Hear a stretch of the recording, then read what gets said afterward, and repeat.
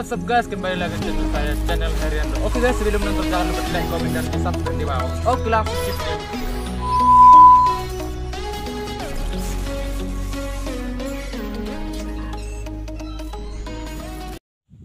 Oke guys, kita langsung masuk ke yang pertama, yaitu hubungan individu, masyarakat, dan pendidikan. Sebagaimana dimaklumi, pendidikan diselenggarakan dalam sebuah lingkungan sosial oleh masyarakat dan untuk kepentingan masyarakat yang luas. Oke, kita masuk ke tahap yang pertama, yaitu status dan peranan individu dalam masyarakat. Manusia adalah makhluk sosial yang hidup bermasyarakat, yang hidup berdampingan. Masyarakat meliputi sejumlah besar manusia yang hidup di dalam suatu wilayah atau geografis tertentu yang memiliki waktu kurun yang sangat lama. Kehidupan bermasyarakat ini sebagai suatu kebudayaan sosial serta diakui oleh pihak lain. Misalnya itu sebagai pasangan hidup dan kemudian bersama-sama melahirkan suatu keturunan atau melahirkan warisan kebudayaan tersebut. Hubungan individu dan masyarakat ini memiliki fungsi, yaitu fungsi protektif atau perlindungan. Diperlukan karena bayi yang baru lahir tidak berbeda budaya dari budaya orang tuanya. Individu tidak memiliki kekuatan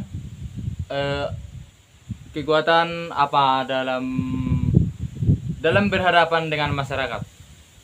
Yang kedua, yang teori yang mendukung fungsi individu masyarakat pendidikan ini, yaitu menerangkan bahwa individu merupakan komponen masyarakat yang terpenting dalam sebuah lingkungan. Masyarakat dibentuk oleh individu atau individu lain untuk melindungi kepentingan mereka.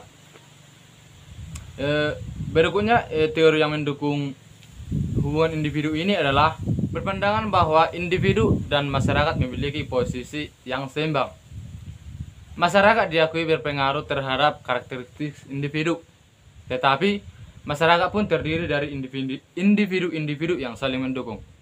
Telah dikemukakan oleh teori sistem, masyarakat merupakan suatu sistem yang besar yang terdiri atas sejumlah subsistem yang secara bersama-sama dan terpadu yang membentuk suatu kesatuan yang utuh dan suatu sama lain yang sosiologi mengkaji masyarakat mengenai dua aspek, yaitu struktur dan proses.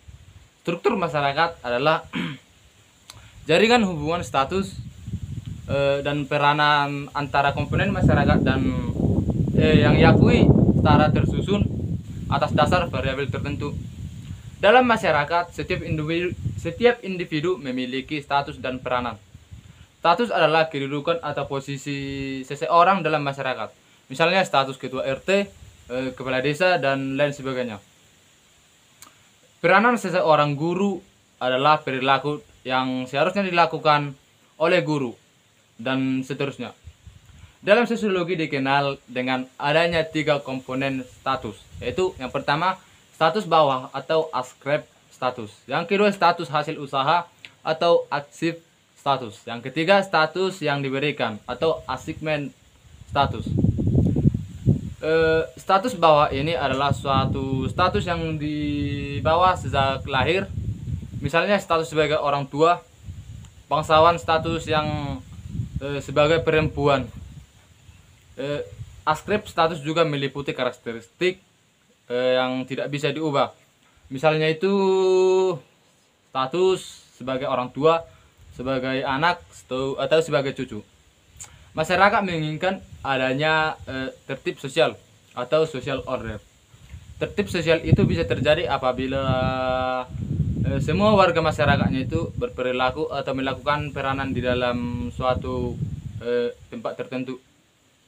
Akan tetapi tertib sosial ini tidak pernah mencapai sampai 100%, karena selalu terjadi suatu penyimpangan di dalam suatu lingkungan tersebut. Setiap orang memiliki banyak macam status. Misalnya Bapak A yang adalah seorang suami, seorang ayah, menjabat sebagai ketua organisasi amal kemasyarakatan. Seperti itulah salah satu contohnya. Tapi kalau ia biarkan, ia pun merasa ikut berdosa kepada negara kalau tugasnya itu tidak dijalankan secara sepenuhnya. Setelah mengkaji masalah status dan peranan individu dalam masyarakat, dan ternyata amat beraneka ragam sifat atau status masyarakat di dalam suatu lingkungan tertentu. Yang kedua, pengelompokan dan pelapisan sosial. Sebagai makhluk sosial, manusia hidup dalam suatu berkelompok. Anak-anak tinggal bersama ayah dengan ibu dan saudara-saudara yang masih kecil. Kecil dalam kelompok yang bernama suatu keluarga. Keluarga-keluarga yang bertempat tinggal berdekatan dalam sebuah lingkungan terbentuk kelompok yang bernama rukun tetangga atau RT.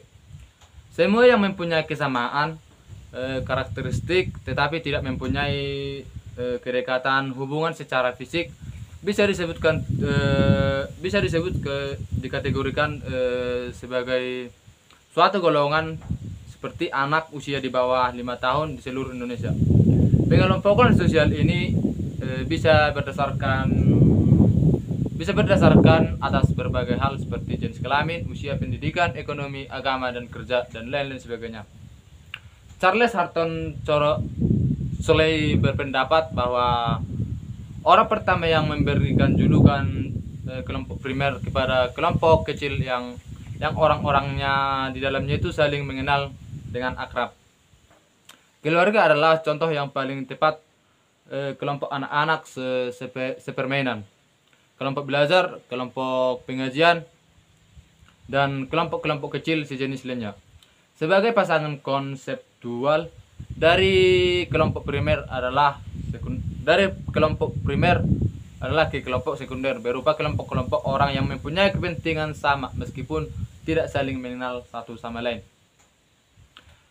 Ferdinand Tonies berpendapat memberikan pandangannya kepada bahwa kelompok primer dari kelompok sekunder dengan istilah Gemeenschaft yang diterjemahkan menjadi paguyuban, dan Gesellschaft mengambil pendapatnya tentang patembayang.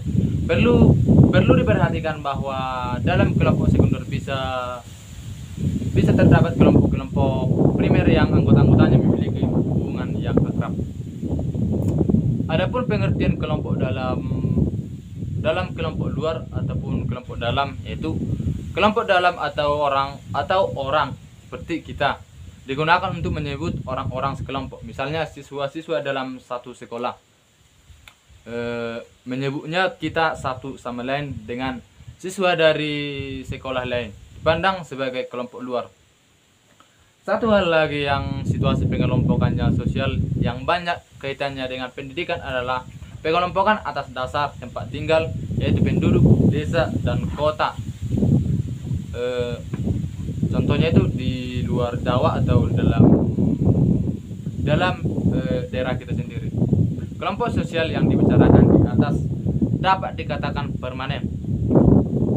Ada kelompok orang-orang yang berkumpul secara kebetulan, yang berdatangan dari berbagai tempat atau dari berbagai luar daerah, yang memiliki kepentingan sama tanpa kebetulan. Demikianlah masyarakat terdiri atas berbagai kelompok sosial atau social group.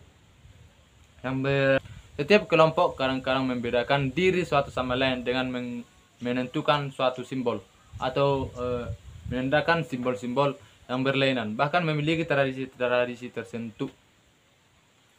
Apabila kita berbicara tentang stratifikasi atau lapisan sosial, pada dasarnya kita membicarakan tentang penguasaan sumber sosial.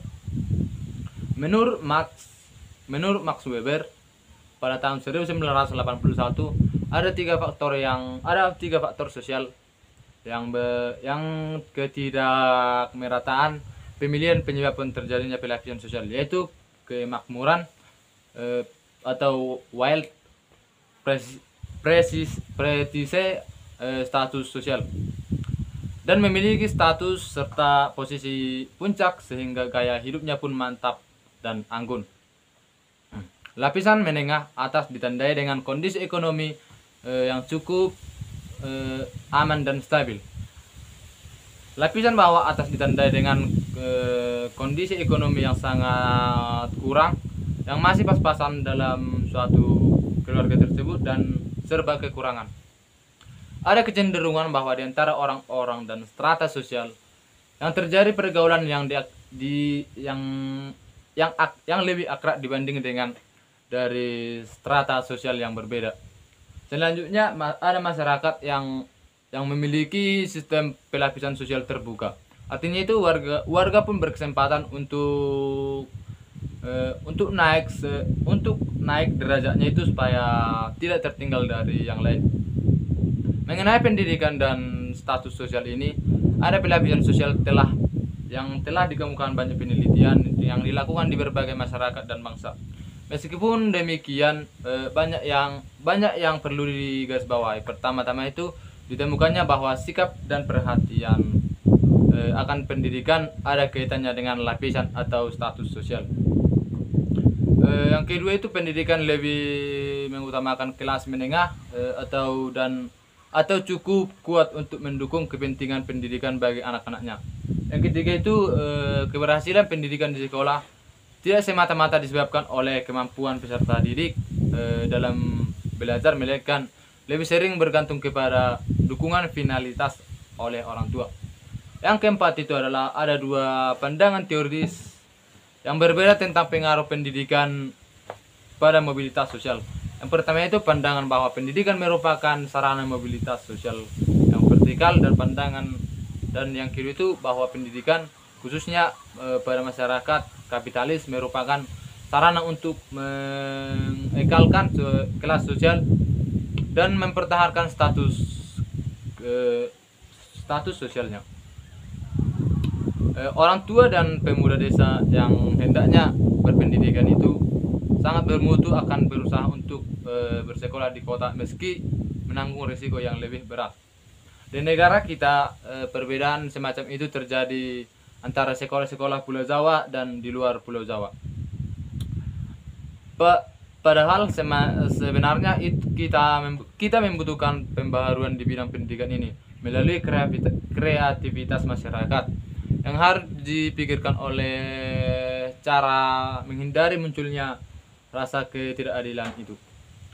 Dari gambaran di atas tampak bahwa masalah-masalah sosial dalam pendidikan itu berkenaan dengan adanya pengelompokan dan pelapisan sosial, yaitu adalah pemerataan agar menerobos batas kelompok dan batas pelapisan masyarakat.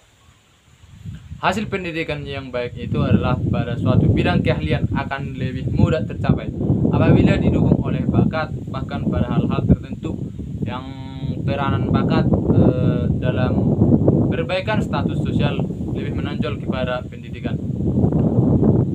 Kesempatan mobilitas naik diberikan kepada orang-orang yang memiliki keunggulan kualitatif serta kompetitif, baik di bidang wawasan, pengetahuan, keterampilan, dan juga disiplin. Pendidikan merupakan kekuatan yang mendukung bagi terjadinya mobilitas sosial yang naik. Tetapi di sisi lain pendidikan juga bisa menahan terjadinya vertikal turun. Dalam hal ini pendidikan berperan sebagai kekuatan pembentukan kompetensi yang baik. Peristiwa yang cukup menarik perhatian adalah yaitu dikenalnya sebagai mobilitas antara generasi. Gejala ini adalah dampak dari perilaku orang yang telah berhasil membawa dirinya naik dalam status sosial yang lebih tinggi. Yang ketiga yaitu perubahan sosial dalam pendidikan. Setelah membaca pembicaraan tentang pendidikan dalam berkaitannya dengan kelompok sosial dan lapisan sosial, berikut akan dibicarakan oleh ilmuwan bahwa pendidikan pada masyarakat yang berubah dengan kecepatan tinggi akan meningkat. Simpulnya dari rangkuman yang saya baca ini bahwa manusia hidup bermasyarakat yang di dalamnya itu setiap individu memiliki status sosial dan peranan tertentu. Teori ini didukung oleh Max Weber dan Emil Durkheim. Jika setiap orang melakukan peranan-peranan sesuai dengan statusnya, maka tercapailah tertib sosial yang baik. Itulah sekian video yang bisa saya sampaikan tentang sosiologi pendidikan ini. Semoga yang saya bacakan ini bisa bermanfaat bagi Anda, bagi kehidupan Anda, dan juga bagi keluarga Anda. Oke guys, itulah sekian penyampaian dari saya. Terima kasih. Fearless.